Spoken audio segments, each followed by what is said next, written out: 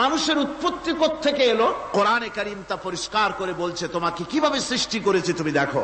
হাল আতা আলাল ইনসানি হিনুম মিনাদ দাহরি লাম ইয়াকুন শাইআম মাযকুরা। মানুষের জীবনে কি এমন এক সময় এসেছিল না যখন সে উল্লেখযোগ্য বিষয় বস্তু হিসাবে পরিগণিত ছিল না? তোমার নাম ছিল না, পরিচয় ছিল না, কিছুই ছিল না, দুনিয়ার কেউ তোমাকে জানতো না, শুনতো না। আমি আল্লাহ পাক তোমাকে সৃষ্টি করেছি। তুমি কোত্থেকে এলে? কোরআনে কারীম থেকে তা জেনে নাও।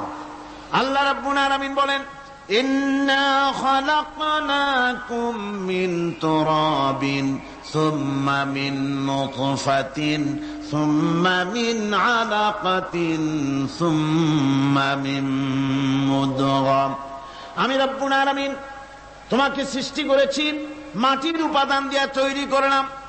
মা বাপের, পুরুষের স্পার্মটোজেন আর মহিলাদের ওভাম দুটোতে মিলে মায়ের গর্ভের ভিতরে নাপাক পানি ফোটাকে জমাট রক্তে পরিণত করে দিলাম।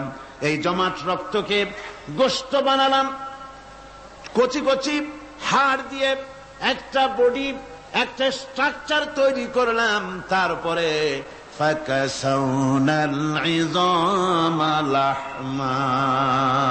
গোশত দিয়ে, রগ দিয়ে, চামড়া দিয়ে সুন্দর করে ছাউনি দিয়া মায়ের গর্ভের ভিতরে আমি আল্লাহ রব্বুল আলামিন তোমাকে বানাইছি।